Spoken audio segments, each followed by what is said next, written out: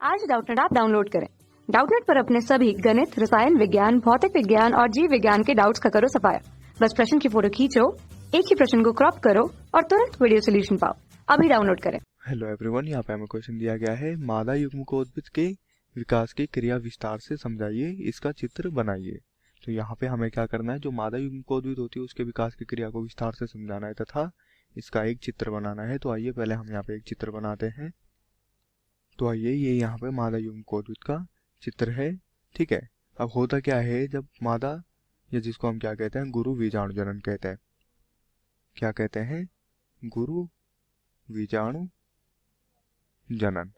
तो ये गुरु बीजाणु जनन से क्या होता है, मादा युग्मकोद्भिद का निर्माण होता है। ठीक है, यहाँ क्या होता है, जो गुरु बीजाणु जनन होता है इसमें क्या होता है, अर्धसूत्री विभाजन होता है।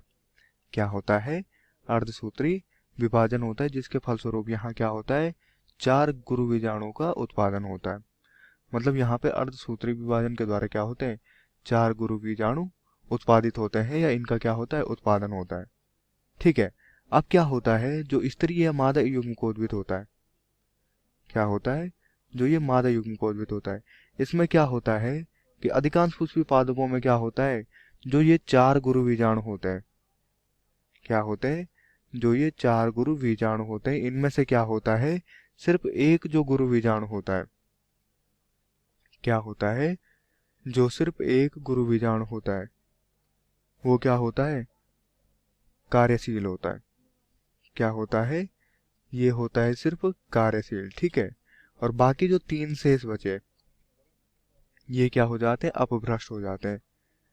क्या हो जाते हैं, अपभ्रष्ट हो जाते हैं। ठीक है, अब क्या होता है, केवल जो कार्यशील गुरु बीजाणु होता है, क्या होता है, जो कार्यशील गुरु बीजाणु होता है यही क्या करता है, मादा युग्मकोद्भिद का निर्माण करता है। क्या होता है, जो ये कार्यशील गुरु बीजाणु होता है ये स्त्री या जो मादा युग्मकोद्भिद होता है, इस मादा युग्मकोद्भिद में क्या हो जाता है, विकसित हो जाता है। तो इसीलिए इसको क्या कहा जाता है, एक बीजाणुज विकास। क्या कहा जाता है, एक बीजाणुज विकास कहा जाता है, क्योंकि यहाँ पर क्या होता है, जो ये विकास होता है ये क्या होता है, सिर्फ एक बीजाणु के द्वारा होता है। तो इसीलिए इसको क्या कहा जाता है, एक बीजाणुज विकास कहा जाता है। ठीक है, अब क्या होता है कि जो ये एक बीजाणुज विकास होता है इसके फलस्वरूप क्या होता है, जो भ्रूण कोश होता है, ठीक है, यहाँ पर क्या होता है, जो विभाजन होता है वो कैसा होता है, समसूत्री विभाजन होता है। क्या होता है, समसूत्री विभाजन होता है। अब समसूत्री विभाजन जब इसमें होता है तो ये क्या हो जाता है, 2 केंद्रकों में परिवर्तित हो जाता है। क्या हो जाता है, 2 केंद्रकों में क्या हो जाता है, परिवर्तित हो जाता है। ठीक है, अब क्या होता है, इस विभाजन के फलस्वरूप ये जो केंद्रक होते हैं ये क्या चले जाते हैं, दोनों विपरीत ध्रुवों में चले जाते हैं।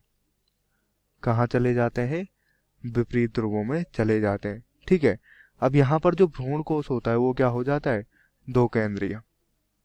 क्या हो जाता है, जो भ्रूण कोश होता है वो क्या हो जाता है, यहाँ पे 2 केंद्रीय हो जाता है। ठीक है, अब क्या होते हैं, यहाँ पे 2 अन्य क्रमिक समसूत्री विभाजन होते हैं। मतलब 2 विभाजन क्या होते हैं, और होते हैं, जिसके फलस्वरूप यहाँ पे क्या होता है, 2 से पहले 4 और 4 से क्या हो जाते हैं, 8 केंद्रीय भ्रूणकोश का निर्माण हो जाता है। किसका निर्माण हो जाता है, 8 केंद्रीय जो भ्रूणकोश होता है इस भ्रूणकोश का निर्माण हो जाता है।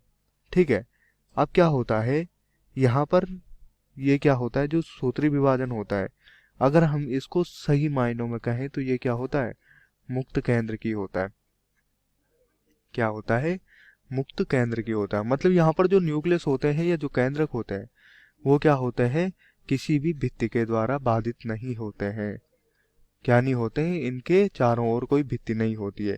अब जैसे ही यहाँ पर क्या होता है, जब वो भ्रूण कोश होता है वो 8 कोशिकीय होता है। क्या होता है, जो भ्रूण कोश होता है जैसे ही वो 8 कोशिकीय होता है तब क्या पड़ती है, यहाँ पे कोशिका भित्ति की नींव पड़ती है। क्या पड़ती है, कोशिका भित्ति की नींव पड़ती है। ठीक है, अब क्या होता है, मादा युग्म कोशिका या भ्रूण कोश के रूप में ये क्या हो जाता है, परिवर्तित हो जाता है। जैसे ही कोशिका भित्ति की नींव पड़ती है, ये किसके रूप में परिवर्तित हो जाता है, मादा युग्म कोशिका के रूप में। मतलब अब क्या हो जाता है, ये यहाँ पर मादा युग्म कोशिका का रूप ले लेता है, या ये जो संगठन होता है ये मादा युग्म कोशिका बन जाता है। ठीक है, अब क्या होता है, जो यहाँ पर 8 केंद्रक थे, क्या थे, जो यहाँ पर 8 केंद्रक थे, इन 8 केंद्रकों में से तो जो 6 केंद्रक होते हैं, ये 6 केंद्रक कैसे हो जाते हैं, कोशिका भित्ति के अंदर या भित्ति के अंदर क्या हो जाते हैं, संजो जाते हैं। ठीक है, बचे बाकी जो 2 शेष केंद्रक, ये शेष केंद्रक क्या कहलाते हैं, ध्रुवीय केंद्र कहलाते हैं, या जिसको हम क्या कहते हैं, द्वितीय केंद्र कहते हैं। तो ये क्या बचते हैं, द्वितीयक केंद्र कहलाते हैं। ठीक है, अब क्या होता है, ये जो द्वितीयक केंद्रक होते हैं ये अंड उपकरण के नीचे जो केंद्रीय कोशिका होती है, ठीक है, ये कहाँ होती है, केंद्रीय कोशिकाओं में स्थित होते हैं। तो आइए एक चित्र की सहायता से हम इसको समझते हैं। पहले यहाँ पर ये क्या दिखाया गया है, ये भ्रूण को ही दिखाया गया है। ठीक है, ये तंतुरूप समुच्चय होता है जिसमें क्या होती है, सहायक कोशिकाएं होती है, जिसके साथ क्या होता है, एक अंड कोशिका होती है। ठीक है, अब ये यहाँ पर क्या दिखाई गई है, केंद्रीय कोशिका दिखाई गई है, या जो ध्रुवीय केंद्रक हैं जो क्या थे, किसी भी भित्ति से या किसी भी भित्ति के अंतर्गत नहीं थे। ठीक है, ये प्रतिव्यासांत पे क्या है, 3 कोशिकाएं ये ऊपर वाली तथा ये 3 कोशिकाएं नीचे, जो क्या थी, भित्ति के द्वारा क्या थी, बाधित थी। ठीक है, बाकी ये जो 2 कोशिकाएं हैं यहाँ पे, इन पे क्या थी, कोई भित्ति नहीं थी।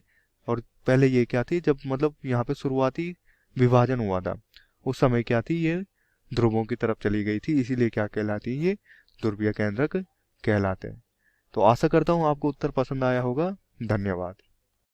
कक्षा 6वीं से 12वीं से लेकर नीट, IIT, JEE वो एडवांस के लेवल तक 1 करोड़ से ज्यादा छात्रों का भरोसा। आज ही डाउनलोड करें डाउटनेट ऐप या व्हाट्सएप करें अपने सारे डाउट्स 8400 400 400 पर।